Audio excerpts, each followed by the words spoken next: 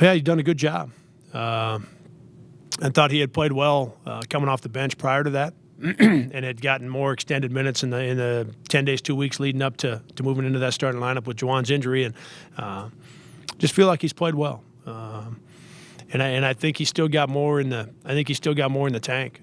You know, I think he can be a little bit more aggressive offensively. I think he can look for his jump shot more. You know, he's done it a lot in practice. He's done it, not all the time when he's been in, but oftentimes when he's been in last year and this year, he's made jump shots for us, and we're going to need that. So I think he's got more that he can bring to the team, and he's shown his teammates that he can. Luke McDonnell, kid that got some minutes, back was pretty efficient. Hadn't played the last few. Is that kind of matchup deal, or what are some? Yeah, that's a lot of it. You know, he got a crack with Austin being out of practice and was sick and took advantage of those minutes and helped us in the home game, and he helped us in that Drake game get back in that game. I thought Austin really played well against Evansville, and we were gonna put 4 guys around one, and just thought Austin being a little more physical in that one. And then Illinois State, we went with Clint and Ben a lot. So comfortable with both Austin and Luke coming off that bench. I think they can both help us. Speaking of still having something in the tank, it looks like Taiwan Pickford, even though he's a true freshman. Yeah, he's come back here a little bit. Good. Yeah, he has. He's it's either 3 or 4 games. You know, I think he was 10 rebounds, and now 8 rebounds. And that's he did that for the better part of the first half to maybe a little. All of the non-conference, and you take the first 5 or 6 conference games. You know, he was putting up those kinds of numbers, and I struggled a little bit there in the middle. But he's back to being active and back to rebounding the basketball, and he's already set our freshman record, and he's going to put it in a pretty good spot. Going to be hard to get to it now with the way he's going, and I think he can get to, he might be able to get to 5th all time in the Valley for a freshman, which is off the that's tremendous.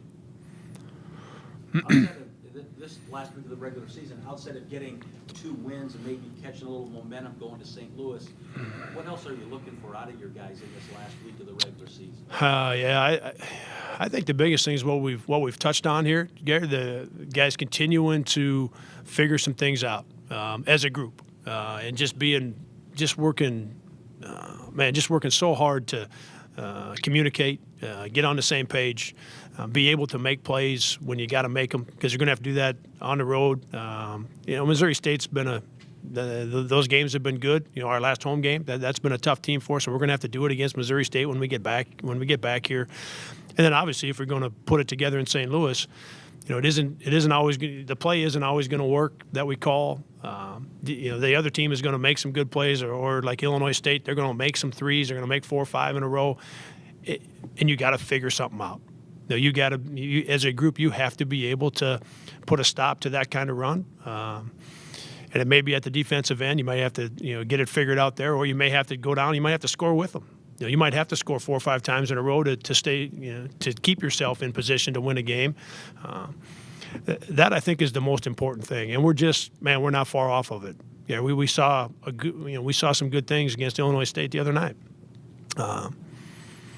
So we're close, and obviously it's late in the year, and we shouldn't be close. We should have already had it figured out a while back. I get that, and our guys understand that, and that's frustrating for everybody. And we understand that, we get it, but as long as there's another game to play, which tomorrow there is one, I'm going to keep encouraging the guys to work hard to get on the same page and work hard to dig in and figure stuff out at certain points in a basketball game when you just have to make some plays. And Illinois State was a good start to that.